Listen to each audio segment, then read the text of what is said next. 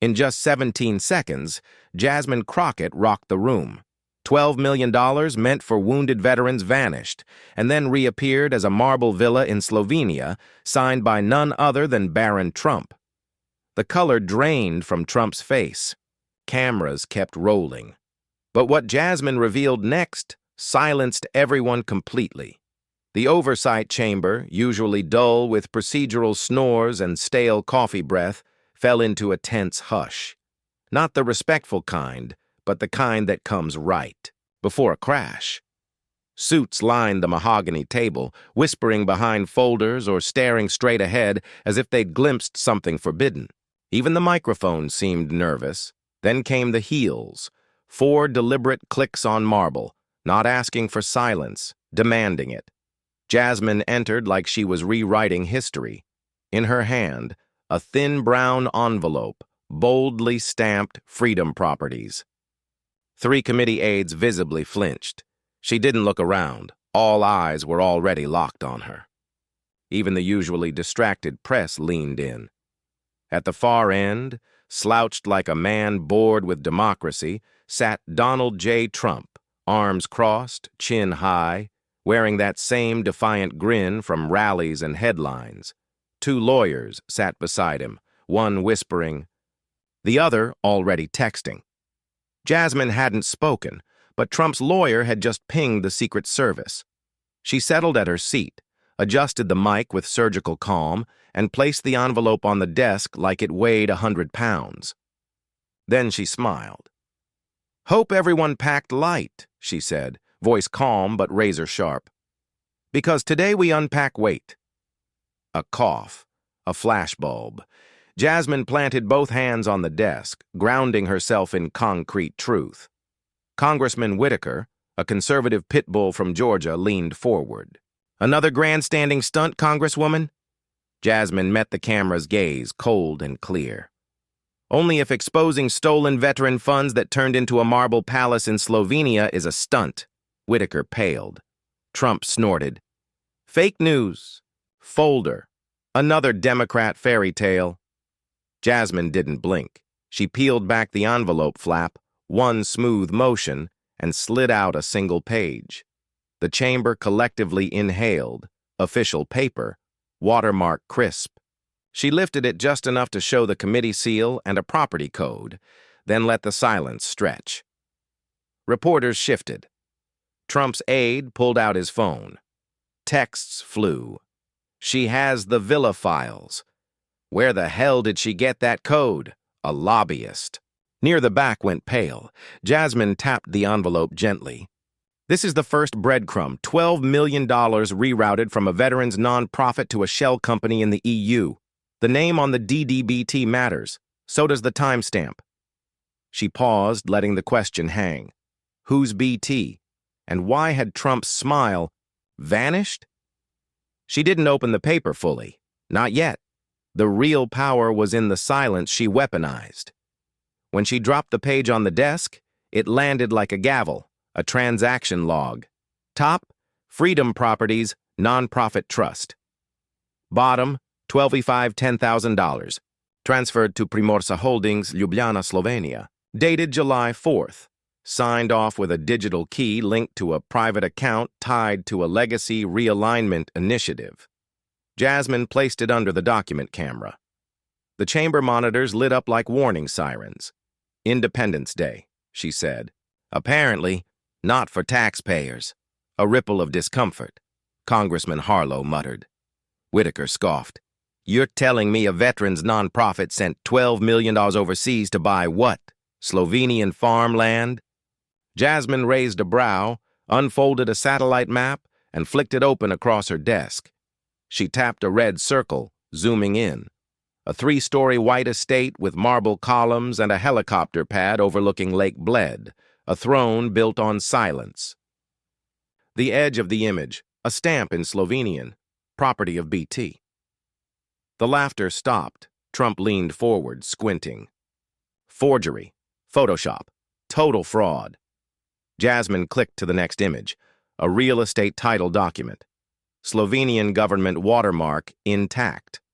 Ownership line, Freedom Properties USA Religious Restoration Arm, registered as a U.S. nonprofit under a clause for veteran mental health retreats. The mission was healing, Jasmine said, voice colder. But the money never healed anyone. It built something they'll never see, on land they'll never visit. Stillness blanketed the chamber. Senator Walden, a Vietnam vet, removed his glasses and stared at the screens like reading a eulogy. Trump sat back, lips pressed. An aide handed him a notepad scribbled with notes. He whispered, "Not yet." Jasmine pressed on.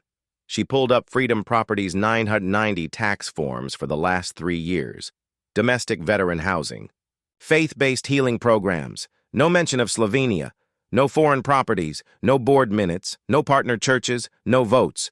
Just a $12 million ghost deal hidden behind a cross and a flag. The betrayal hit like slow poison. Not loud, but unmistakable. This wasn't theft. It was sacrilege, cameras cut to the audience.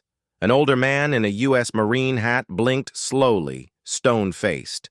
A woman with a service dog covered her mouth. The weight wasn't just financial, it was personal. Trump finally spoke. "It's not my company. I don't run that nonprofit. It's run by great people, good Christians." Jasmine didn't flinch. Then perhaps the Lord should testify under oath. Gasps, some chuckles. Mostly silence. She folded the map, centered the camera, and dropped a final document on the table. A receipt for imported marble shipment from Carrara, Italy. Destination, Ljubljana. Care of T Family Legacy Project, $12 million one. Fake mission. A marble tomb wrapped in scripture. What kind of nonprofit buys a mansion with no board vote and no mission record? The marble receipt hadn't even cooled when Jasmine slid the next folder forward. No maps, no titles, just a label. Fred Alden. Some committee members squinted. Others froze. Whitaker leaned to whisper, but Jasmine was already speaking. "Before Freedom Properties became a ghost pipeline," she said, "it had one man who believed in it, until the day it disappeared." The rear doors creaked open. A frail man in his late 60s entered. No tie. Shoulders hunched. Eyes like granite. He clutched a worn leather binder like body armor. Fred Alden, former lead accountant for Freedom Properties, a man who hadn't appeared in public for 7 years, since the funeral. He reached the table, sat, unclipped the mic. His voice rough, but steady. "They rerouted the money on July 4th, he said. "No accident. They wanted fireworks to distract us while they lit the fuse beneath everything we built." Trump scoffed. Fred didn't look at him. He looked only at Jasmine, then down at the paper in his hand. One Jasmine had reviewed, but never read aloud. Now I read it for the first time in public. He held up a folded photo, a boy no older than Barron Trump in desert fatigues, smiling. "My son," Fred said, voice shaking. "Staff Sergeant Caleb Alden, deployed 3 times, Bronze Star, KIA Mosul 2006. Fred paused, swallowed. After Caleb died, he devoted his life to helping soldiers heal. That's why I joined Freedom Properties. A tear fell. When I discovered the wire transfer to Primorsa Holdings, I asked questions. The next day, my access was revoked. The day after, I was retired. No explanation, no thank you. Just a non-disclosure agreement and a security escort." He opened the binder. Inside, internal emails, handwritten notes, a calendar marked Redirect Day, 74 EU movement confirmed. Fred's hands trembled. They used Caleb's face in a brochure the same year they started laundering donations. Said, "He died for freedom. Guess they just didn't say whose." A hush fell. You could hear chairs creak. One reporter dropped their pen. Fred leaned in. "You can call this a hearing," he said. "But what I see is a room deciding if betrayal is still un-American." Then he turned to C-SPAN's camera. "To every parent who sent a child to war and came home to an empty chair, this is what they did with your sacrifice." Trump leaned to whisper. The mic caught it. Get him off. Jasmine turned slowly to the camera. Her voice dropped to a cold whisper. If America forgets her soldiers, who profits in the silence? Fred closed the binder and stood. No applause. No need. The silence he left rewired the room. No one moved. No one spoke. The C-SPAN feed had never felt more alive. Jasmine, without changing her tone or sipping water, slid the next photo onto the projector tray. It hit like a punch, a wide shot, of the Slovenian villa at sunset. But the real detail was on the third-floor balcony, barefoot, in linen pants, holding a tablet, eyes hidden behind mirrored sunglasses, Barron Trump, no caption. No voiceover, just truth in pixels. Trump leaned forward, confused, then furious. My son is not part of this circus, he snapped. He's just a student. You're dragging a child into political theater. Jasmine didn't blink. Is that your final position, Mr. Trump? Damn right it is, he barked. He's in college. He doesn't know about real estate law or taxes. Slovenia, this is disgusting. Jasmine pressed a button. Slide 2, close up, Barron again. It didn't come from a law office or some offshore bank. It came from an Ohio kitchen table, sealed inside an envelope held by a man who had been told, 3 separate times, that his country had nothing left to offer him. Jasmine rose slowly. I'd like to enter this letter into evidence, she declared, holding it aloft like a flag. The letter was dated April 12th, the very same day the funds had been rerouted. She then nodded toward the side door. It creaked open, and in rolled James Keller, 72 years old, Marine Corps veteran. 2 tours in Vietnam, 1 bad knee, 1 damaged lung, and a mountain of medical bills the VA had quietly ignored. His wheelchair squeaked as he moved forward. He wore his dress cap, not for ceremony, but because it was the only official piece he'd ever received that still fit. Keller parked beside the witness mic and carefully opened the letter with trembling hands. He read aloud, his voice hoarse, but defiant. To Mr. Keller, we regret to inform you that your request for extended outpatient care under the Patriot Aid Extension Fund has been denied. Funding is currently unavailable. He looked up, voice cracking. I bled for this country. I carried my best friend's body out of a rice field in '68. I held my wife's hand through chemo, then buried her 6 months later. All I asked for was a chance to walk again without pain. And they told me they couldn't find the money. He paused, catching his breath. Jasmine tapped her screen.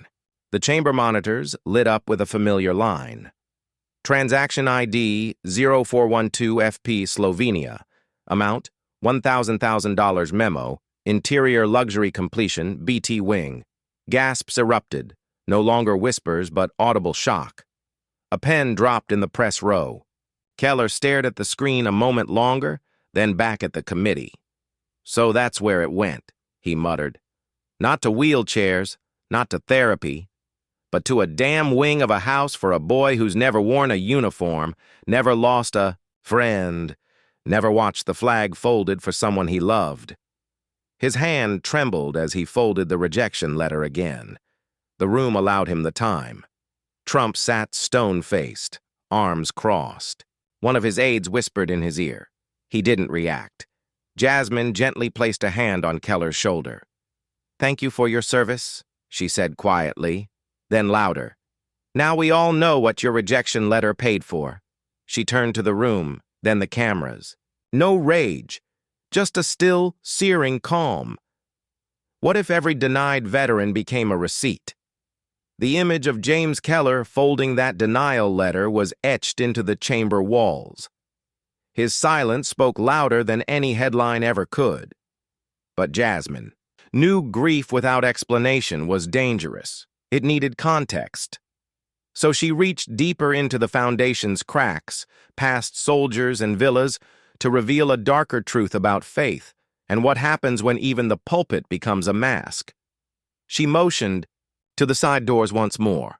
This time, a woman entered. No medals, no uniform, just a plain gray dress, a wooden cross around her neck, and the weary gait of someone who once believed but no longer could. Reverend Miriam Porter, former senior chaplain and outreach volunteer for Freedom Properties before it slipped into shadow. She sat, adjusted the mic, and spoke softly, like a prayer turned confession. We started with food drives for struggling veterans, counseling for those with PTSD. I led interfaith services at mobile clinics. We baptized babies born to widows. It felt holy. It felt real. Jasmine nodded.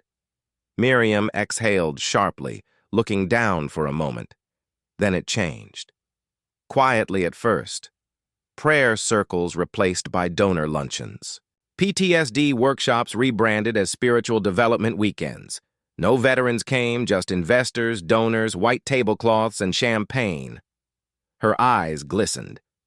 We were told to stop calling it a charity. We were now a legacy-based faith initiative. Sermons became talking points. One staffer joked that the Holy Spirit now required a tax exemption. The room barely breathed. I asked where the money was going. Why our Detroit shelter shut down overnight while invoices showed payments for. European property prep. I asked too many questions. Jasmine tapped her tablet. On screen appeared an internal memo marked Confidential. Subject, Chaplain Porter termination. PR risk mitigation. Miriam didn't flinch. They fired me 2 days later, said I lost sight of the new vision.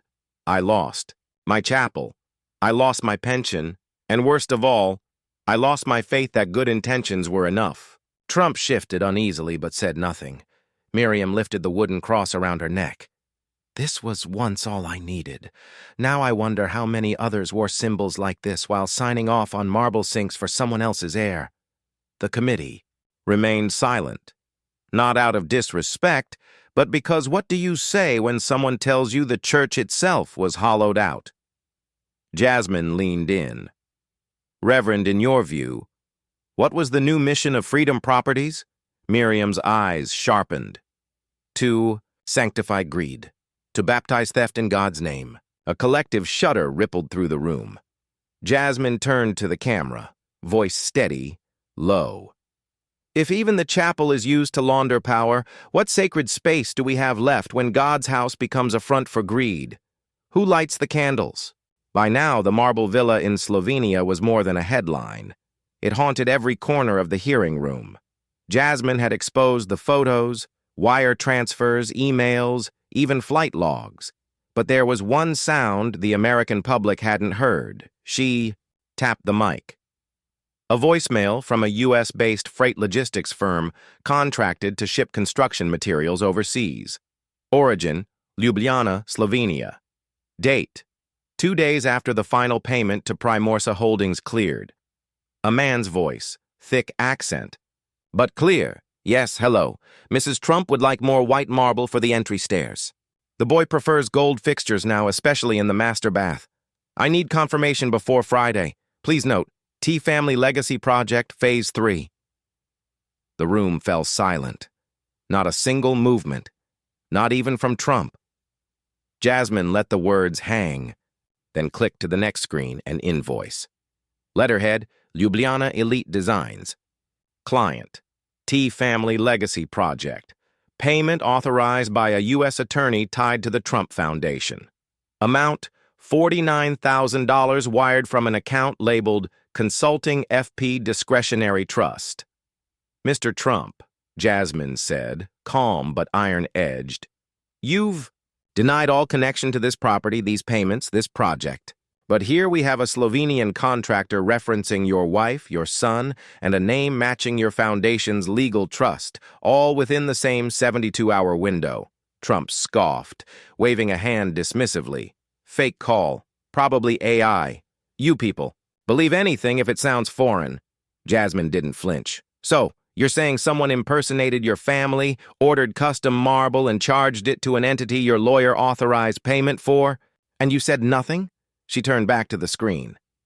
Another document appeared, a contractor intake form, under Client Point of Contact, a handwritten name, B. Trump, followed by an email address already in evidence. It's amazing, she said quietly, how the smallest details, Voicemails, marble orders, bathroom gold start to sound less like coincidence and more like a carefully crafted lie. She stepped away from the screen. Her shadow briefly crossed the seal of Congress behind her. You can rename a shell company. You can erase flight logs, but you cannot erase the truth.